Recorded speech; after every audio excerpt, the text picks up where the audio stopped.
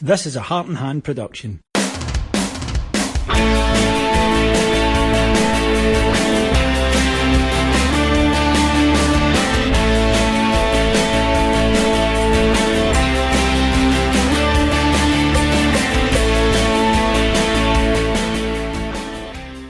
Hello everyone, and it's David here with a breaking news update. Russell Martin has been fired. He is gone, no longer Rangers head coach. A statement from the club released just after 9:30 tonight said Rangers Football Club confirms it has parted company with head coach Russell Martin. While all transition periods require some time, results have not met the club's expectation. Assistant head coach Matt Gill and first team coach Mike Williamson will also be departing. Russell and his staff have worked exceptionally hard throughout their time at the club. We thank them for their efforts and wish them well for the future. Further updates from the club will follow in due course. Now, there had been lots of rumours tonight. I'd posted on the site, as you may have seen, that it looked as though an announcement would be made tomorrow, but obviously in light of the news coming out, I think the club have just moved this up, and I think we would all prefer rather than going to bed wondering about it. Joining me then to discuss this is, first of all, Colin McMillan. Hi David, hello listeners. Better late than never, I guess. Yep, Andy McGowan. Hello. And Cammy Bell. Hello everyone. Andy, your thoughts? Overdue, long overdue. It was badly needed. Even if we'd won today, it was still required. The league is just that wee bit out of sight now. That means that whoever's coming in has got a wee bit of reality, that the fans will not be expecting us to go gangbusters and win the league. It's a sorry tale of what could have been, because it didn't need to be like this. And I think what happens now is that it will take the temperature down a notch or two.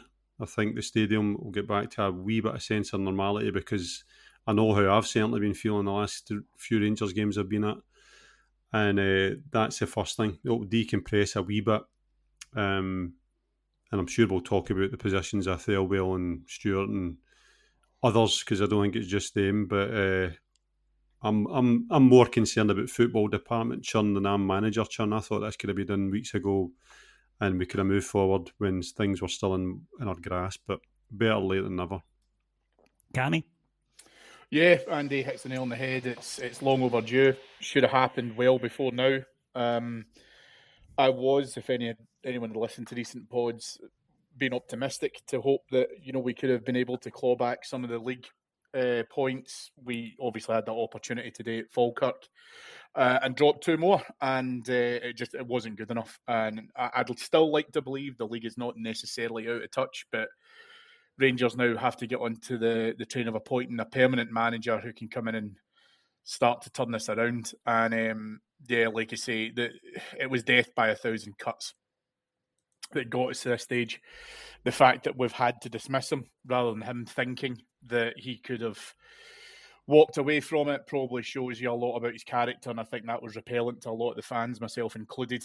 But he had been kidding us on for a long time now, even the win against Livy last week. When he's coming out with that was a brilliant first half of football, it wasn't, and he was kidding himself on. And as I say, it's been in the post for some time now. Yeah, I would totally agree with that one. Colin, you? Yeah, it had to happen. I'm glad that it's happened, but I don't take much joy from it, because the last thing we needed as a club was another failed management team and going back to start all over again and trying to find somebody and to rip up another season. But that's what we're going to have to do. Andy's point's a good one, I think, in terms of it's still very early. It's the 5th of October. Somebody's going to come in and get a right good run at it, probably without, like he says, the expectation of winning the league this season. I think that expectation needs to be put out there, needs to be pretty clear from the outgoing, and give somebody the time and the patience we've maybe not given people in the past to get it right and to do something over the time it is going to take. A couple of windows and plenty of time and hard work to get this fixed, and hopefully be able to have a right good run at the league next season. There's still cups to be won this year, though. There's still European campaigns that are still salvageable. So the right man has to come in, and we need to act quick and do that now. From my point of view, I don't think it's any surprise to people if I say that I've wanted him sacked for a while now. I said he should go after Bruges, and there has never been anything since then that's made me think I might be wrong here. To me, it was a poor appointment, and I think that the fans' reaction. On here, Andy, 95% of Rangers supporters said they didn't want him. And we are one of the more sensible places on the internet. And I have never seen a reaction, and we've had some failed managers, but I've never seen a reaction from the Rangers support, including on here, that I've seen to Russell Martin. And unlike Colin, this is maybe going to sound bad, I do take a bit of pleasure in his dismissal, because I've been worried that it wasn't coming, and I think Rangers couldn't go anywhere until it did. And what really worried me was that they wasted this international break, and we lose to Dundee United, and they've got to sack him then. But Russell Martin has not just been a bad manager for Rangers. The whole environment has turned utterly toxic under his watch. And I just think that I hate the term usually when people say fraud, right, for a manager. I really do, because it's unfair that they might be a bad manager or whatever. But in Russell Martin's case, I think that this is very much a case of him talking himself into various positions now, failing upwards each time without any real success, and yet somehow ending up. And I think it's, to me, a sign about the way that people in boardrooms can be bamboozled by fashions, trends, certain buzzwords. And to me, and this is maybe not his fault, and it's not reflecting on him as a person, but as a coach, he reflects a lot of what I dislike about modern football. Absolutely. We talked about Pedro Caixinha being a PowerPoint manager. Remember, his interview was lauded and spoken about in glowing terms. I think there's a bit of that here. It kind of makes a mockery of the interview process now. Anybody that's in any form of business will know that interviews can be thorough, they can be slapdash, but you usually know when you've got the right person or not. And if there was multiple rounds and Ancelotti Jr. and Martin were at the last two, then I don't know, that worries me. It worries me about the pool that we've been fishing in. It worries me about the profile of manager that they thought would do the role. They're obviously looking for a relatively young, hungry, forward-looking coach. And sorry to interrupt, Andy, yeah. But that's what I mean. They were looking for, and they went in not with who is the best person to get success, who's going to win us most. They didn't go in with that. They wanted somebody who had the look, who spoke the right way, who played the right way. All this modern bullshit. And I think it's been very clear that Stuart, Thelwell, the owners, Martin, thoroughly misunderstood the mission here, thoroughly understood the environment, the club, and what they were supposed to be doing. Do you think this has got Sportsology all over it? So Sportsology were the company that were brought in to do the infamous review when Stuart came in. I think they've listened to outside consultants who have told you this is what you should do, this is ideas, here's things you should adopt. And it's not taking into consideration it's Rangers. Yeah, we're a unique environment, and I don't think you can copy and paste from anywhere else. Nah. Plus the fact Scottish football has this appalling habit of always being right behind what's trendy in football, right miles behind it, and catching up. We're the guy that staggers into a party wearing what was really cool a year ago, just as everybody else is moving on. And basically, we've hired this guy just as in England people were saying, hold on, these guys, what a waste of space. That this is nonsense. Why are we not hiring good managers? Why are we not doing simple things within football? And the fashion completely changed. And Cammy, on that's something Russell Martin, I think, is pretty much unemployable just now, because this has not just been Scotland. I've noticed it in a lot of media. Vicious criticism of him in his time at Rangers, from people who don't care about Rangers or Celtic or Scottish football in general. But again, it's this thing of, here is a guy that is all talk, all trousers and no action. All talk and no trousers. Yeah, and that's kind of what I said before about being repellent. Like, remember last week we were talking about, I think I was speaking to Simon about this, and I said he had been able to conduct the perfect marriage of Rangers fans who didn't want him because of the way how his team were playing, plus also Rangers fans who didn't like him because of what he was saying. And that's unusual, but he achieved it. And the guys that you're talking about, and the analysts and pundits and stuff, who, let's face it, fundamentally have no skin in a Rangers game, that's what turned them off. If he came out with a degree of humility and came out and said, I want to do X, Y, and Z, or, I'll hold my hands up and I got that one wrong, or, wanted to change it, then I think that the criticism wouldn't be anywhere near as vocal, but he couldn't. And I don't know. I mean, I hate to use the term egomaniacal, but I kind of feel I have to when I talk about him, because he was completely blind to whatever he wanted to see. And it was almost as if he created this fantasy in his head and spoke into a microphone with it about what he thinks he saw. And the rest of us were wrong. And whilst I don't think that you win friends and influence people using that tactic, ultimately, you're certainly not going to do it with Rangers fans. So you're right. And we've got no idea, obviously, what was happening the training part in terms of the relationship with the players. So how they react to this will be interesting. What I think, by the way, we can't get away from, and I think you said it today, David, in your post-match, was the players have to take responsibility for where we are now as well. So this will it'll absolutely change the environment of getting someone new in. But that responsibility still lies in with the players in terms of where we are now. So yeah, as I say, I'll be honest with you. I'm not a huge fan of seeing anyone losing their job, but ultimately, this should have happened easily a month ago, easily, and it hasn't got better. And he's not been able to talk his way out of it, and results speak for themselves. Colin, this is something that I think football clubs, I think they came in and they were very right. We're not going to listen to fans. We're going to pay a blind bit of attention to fans. There's been too much of that in the past. We know what we're doing and we're going to show it. And you could argue, and people have, and I think I would do on certain occasions as well, that the old board were too emotional, too reactive, yes. But that doesn't mean that doing the exact opposite of a failed thing is always going to be successful. There's usually a middle ground. And in this case here, what they did was they came in, they completely disregarded, I just think, so many simple environmental factors, what the league is like, what the expectations are like, what Rangers fans have been through in the last 15 years. If you hire somebody that football fans do not want, then there's no automatic buy-in the way there is if it's somebody that they do want, and that buys them time, which then means that the person has to be a success right off the bat, or you get what you get. And that's exactly what we saw here. He never, ever had a honeymoon period. He didn't have a honeymoon period because he wasn't the preferred candidate in the eye of the fans. And I think there's a difference, even though, between a preferred candidate and we don't want him. Yeah, well, but I think even from it started at that stage, then it became a bit more serious that we definitely don't want him. He became into the top two between him and Ancelotti, and people were definitely the choice seemed to be Ancelotti at that point. He came in, he didn't give MD anything to grasp onto. There was nothing to hold on to in terms of seeing any sort of progress, seeing anything that seemed to be working.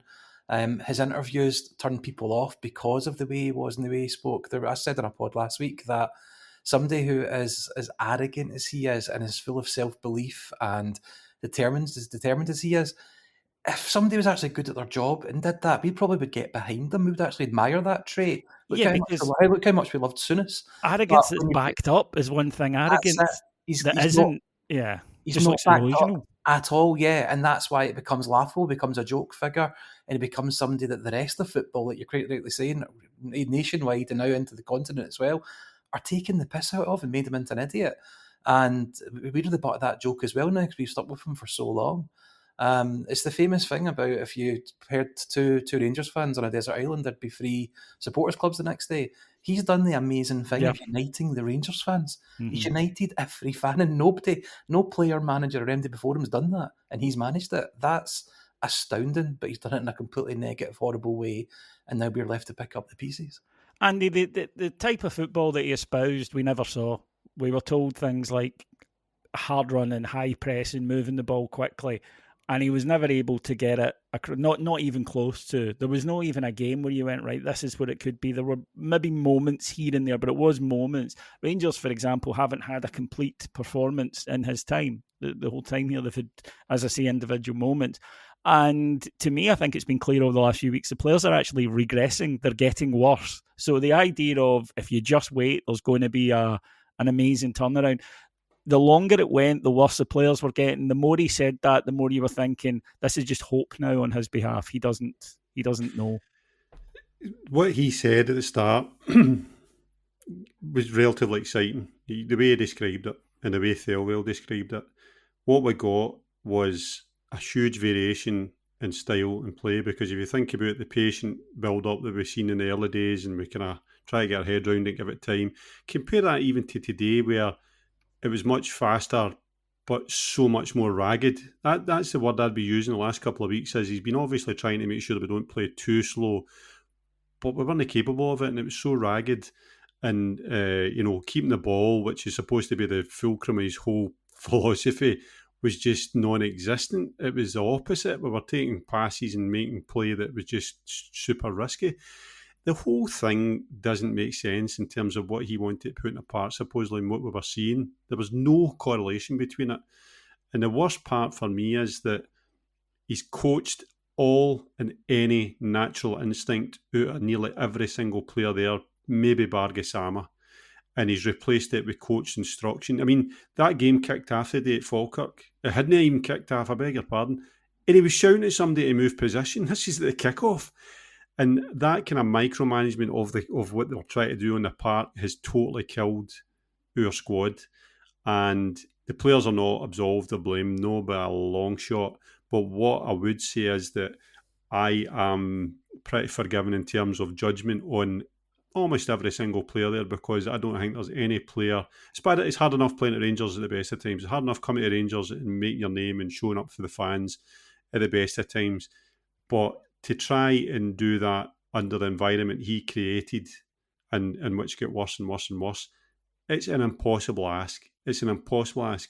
So I cling to the hope, and it may be a forlorn hope, but I cling to the hope that there's players in there that the next manager comes in and says, right, that's his strength, that's his strength, that's his strength. Let's play to their strengths, because what he was doing was playing to a plan which suited none of them.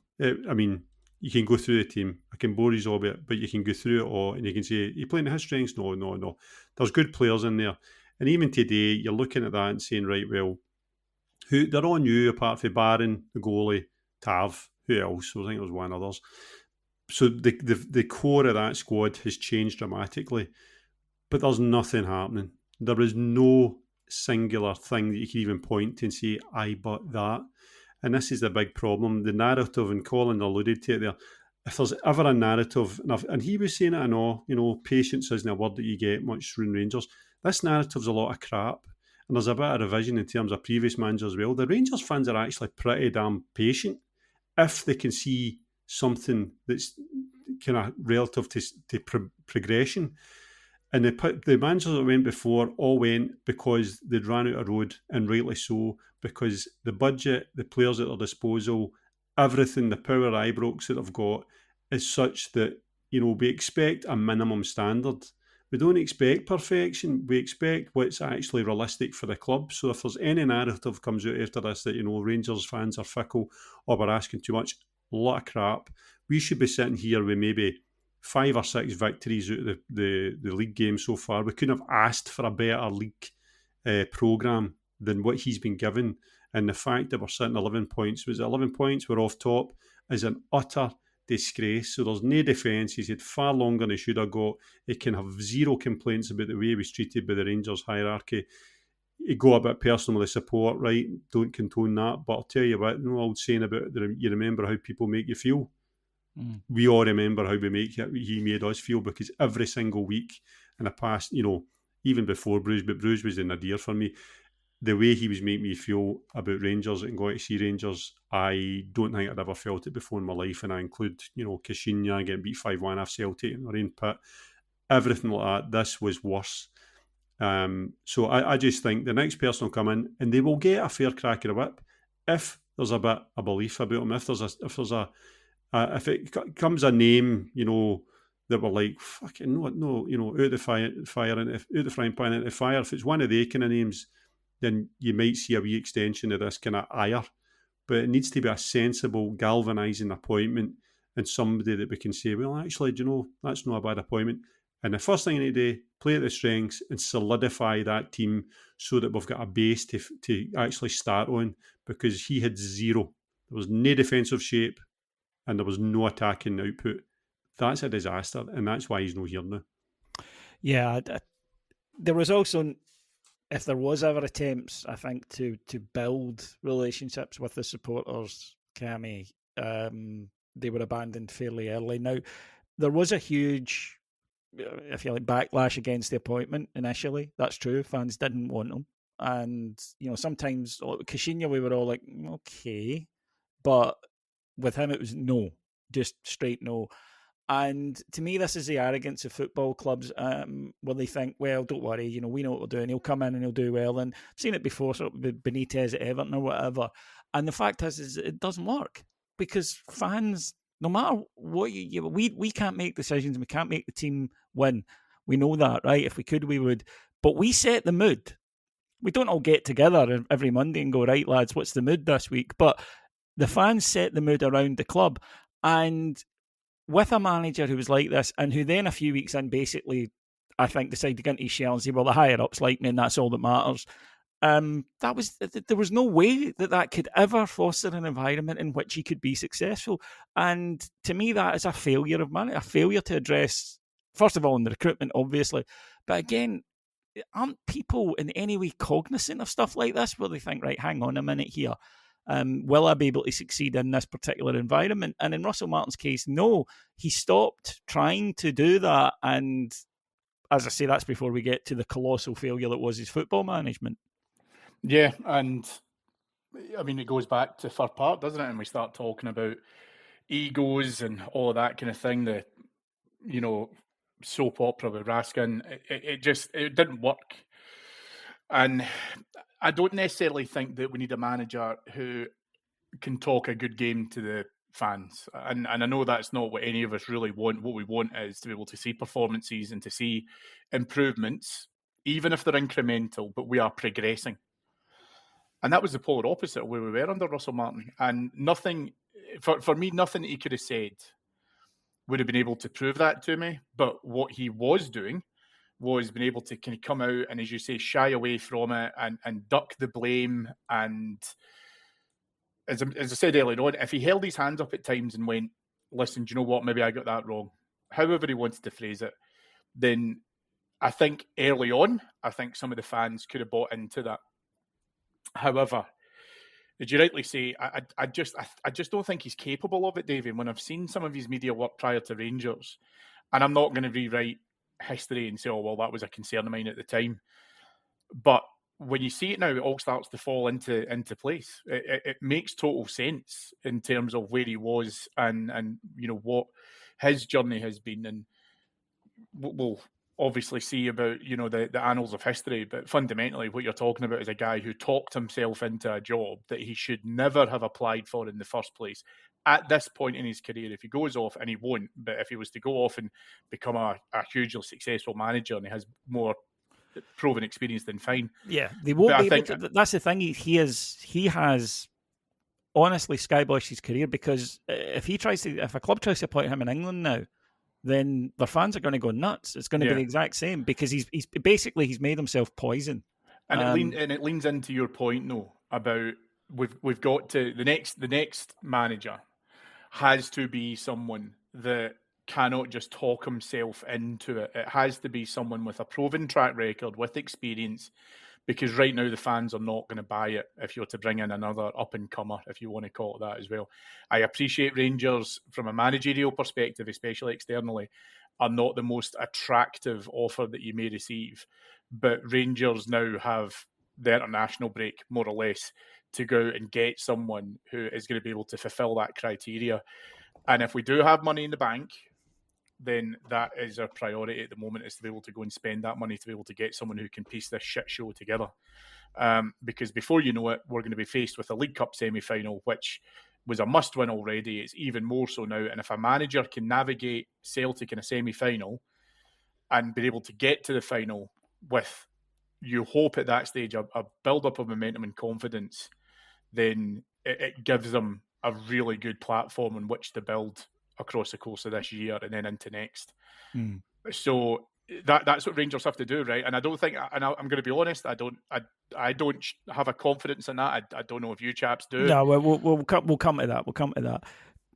Colin, in terms then of Russell, before we shut the door on Russell Martin, is it just simply a case here of, yeah, there were mistakes, yeah, he could have done this or whatever, but is he just simply not a very good manager? Because his record so far indicates that.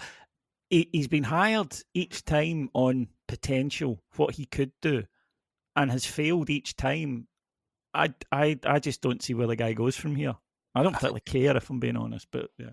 Yeah, he's one of the few people in our past that nobody will really be interested in what he's doing or look back on fondly whatsoever. He's complete poison.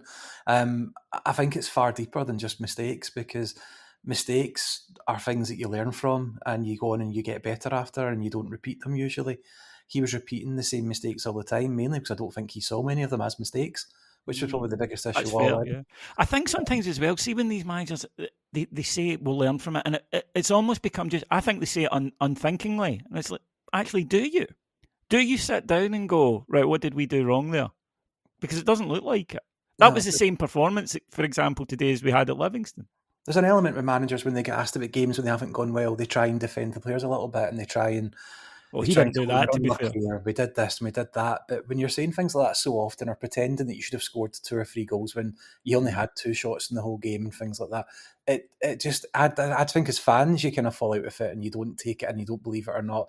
And the players aren't daft either. They're not mugs. They must be sitting here in these interviews and then having to sit and listen to him in the sessions, in the analytic sessions, actually on the training pitch as well. And I just don't think any of them were ever bought into it either. And when it was clearly not working from the start, and he was just so repelled to change it or do anything to fix it, he was so stuck to his ideas and his ideology, which even that, David, I don't think was even as genuine an article as he would have you believe, because as soon as things went to shit in the games, this steadfast ideology and way of playing that he wanted, and he was so steadfast and stuck to, got through out the window, and we saw crazy substitutions, crazy formations, and throwing shit at the wall in matches just to try and pull goals. I've never seen our goalkeeper up attacking corners so much in my life as I have in the last month or so.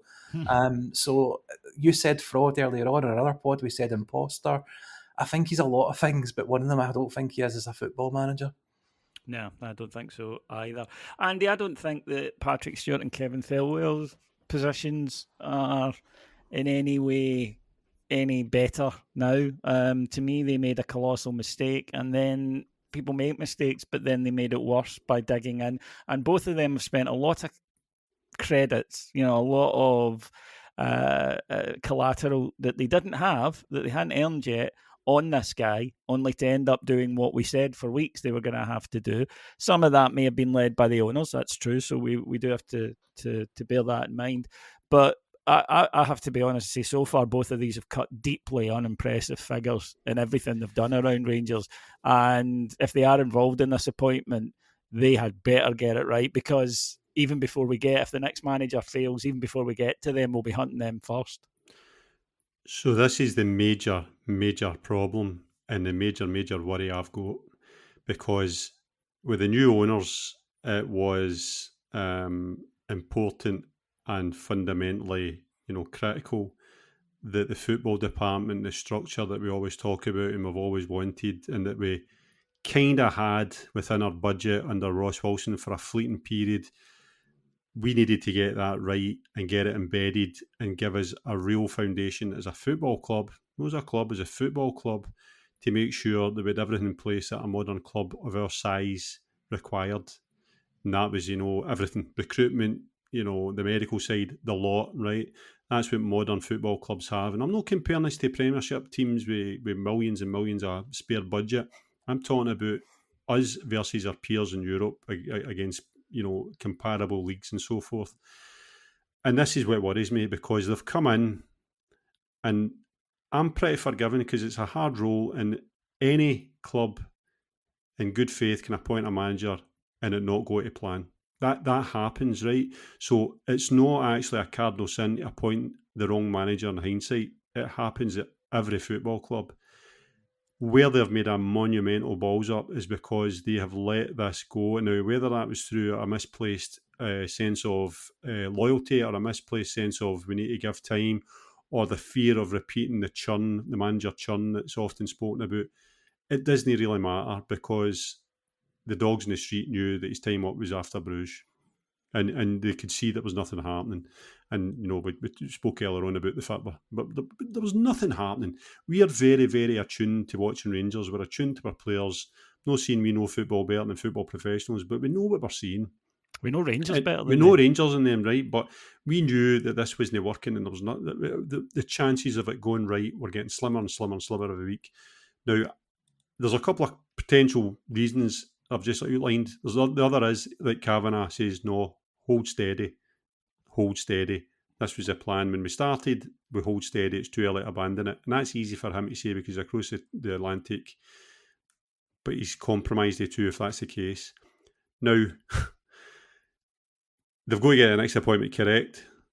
I think, as I said earlier on, I'm more concerned about football department churn than I am manager churn. I actually have a different opinion for a lot of people. I don't really care. You can change your manager as many times until you get it right. I don't, because even if you're a successful Rangers Celtic manager, what's your shelf life? 3 years. So who cares? Get the manager. I don't want to go to a Watford model, but you can change managers as and when you see fit, as long as you've got your contracts correct and you're not costing yourself multiple millions every season. But my concern is that at some point, this relationship that the Rangers fans now have with Stuart and Thelwell, is it too far gone? Is it toxic now? Because I don't think they're going anywhere. And I think they're there for the long haul. And if you think Kavanagh... Thanks, Thelwell. I wouldn't be surprised if Stuart leaves soon. Well, Stuart maybe, but Thelwell... I wouldn't be surprised if Stuart decided to leave himself, by the way, because I just think he is like, what the hell? I am not cut out for this. Yeah. And you know, there's the other Man United guy coming in. So the point I'm getting to here, Davey, is that we need to have you talk about stability. We need stability. And I've always positioned that the stability should be in the football department, and the continuity should come from that. It shouldn't come from the manager. The manager's only a very, very important placeman of the football department. Now, I can't defend Thelwell anymore because the appointment of his son is just so contrived and left field and bonkers that I cannot sit here in good faith and say he's a man for Joe, because I'm like, how does that happen through, you know, a recruitment process which we're led to believe for the manager was super, super thorough, and then the next thing I would imagine this is going to be super, super thorough because it's a key position and it's his boy. That just compromises the whole credibility of that football department because of Thelwell. So let's see what happens there, but I don't think they're going anywhere. It's a major concern for me. And me too. I think if there's something that we're going to crumble on, it's that. So the next appointment has to be the right appointment majorly. Yep, football department is the most important thing for me in the new ownership model. And see if he goes back and gets Dyche because it's an Everton link or whatever, then I don't see that as lazy thinking. I see that because you're always better hiring people that you at least know more about than others. So I don't see that as lazy thinking, and I wouldn't use that as a barb against them. So, you know, they went and got Purdy for Everton, and the recruitment was... No, in our luck, though, if they get somebody at 6 Everton, it'll be Mike fucking Walker. But, that leads me on then. Cammy, right, we'll wrap it up here, because obviously, folks, we'll go into a lot more detail tomorrow on the flagship and on the daily update. But, Cammy, just then, give me your type of manager that you want and an example. Someone with a bit of gravitas, someone who can come in, identify quickly where a lot of the holes are, and get these players to play without, you know, a prohibition, and you'll give them the license to be able to try and go and express themselves. To be fair, they often play like they're drunk, so... True. To be honest with you, Dave, I've struggled to be able to name a manager that fits all of the criteria. I know that Sean Dyche has been mentioned. There's arguments for and against that. I would quite like it because I think that he's a realist, and I think he would come in and I think he would speak to the players plainly. And I don't think that has been the case in the last few months, so they might welcome that as a change. But it has to be someone who, as I say, can recognise where the fundamental flaws are, attack them aggressively, and been able to right the ship. And I'm sorry to say it, and I might be the first person to say it under the new manager regime, but if it is going to be a transition, okay, fine, I can kind of accept that to a point. However, it has to show improvements, and it has to show quickly. Anyone who's walking into this cauldron at the moment has to be prepared for that. Mm-hmm. So they've got to have thick skin. They've got to be able to get it. I think, as you chaps have discussed, there could be further changes higher up the ladder. So it has to be someone who can come in and almost work independent of that potential vacuum. So again, like you say, for me, experience is key. It can't be this Soccerology version 2.0. It's not going to work, and it won't be bought by the fans. So, like you say, it has to be someone with experience being able to come in. This can't be their first rodeo. No, totally agree. Colin, same question. Yeah, it's a difficult one. I think first and foremost, no interims. I think we need to go and get someone, get them in straight away. I don't want any temporary people put in place or anything like that. We've got this break now to hopefully make that the case and do it. Where I've got some sympathy for the board and the football team is that I think appointing a manager or a head coach for us is one of the hardest jobs in football, because the best ones and the ones that you would want are out of reach, not interested. And then the rest, it does just leave you really with untested people or projects. And then there's just that little bit in between where you hope to try and find the right person. Stephen Gerrard's a name that's going to be mentioned a lot.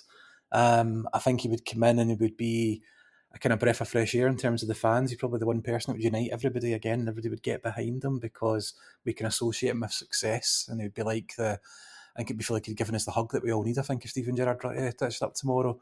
However, he's a manager, he's not a head coach. I think that's similar to Dyche as well, in terms of Dyche could actually go and do a really good job for us, I think, but he's not the type of manager that we were putting a football department in place to appoint 3-4 months ago. Like saying I would be ripping things up and totally changing it. Maybe that's what's needed. I don't know. I don't have a name, but I think Cammy's spot on with what he says in terms of we probably don't need a head coach, David. We probably do need a manager. We need there's no probably about it. Yeah, Rangers need a figurehead. They've tried to reinvent the wheel here and found out that the car doesn't move when you do that. Rangers need, so it also needs to be somebody the fans buy into straight away, because the atmosphere is too toxic. So therefore, if they do come in with, as you say, Russell Martin 2.0 or a better version of Russell Martin, we'll be exactly the same spot that we are. As I say, loads more to come on this in the next couple of days. My thanks first of all to Andy. Sorry, I was in mute, slit my wrist there. Yep, thanks, Davey. I thought you'd fuck it, I'm away my bed. My thanks to Cammy. Thanks, boys, appreciate it. And my thanks to Colin. Pleasure. Never ends at Rangers, does it? Never does. Right, we'll be here tomorrow with loads more on this, folks, as we begin the search for a manager. Thanks for listening. Bye-bye.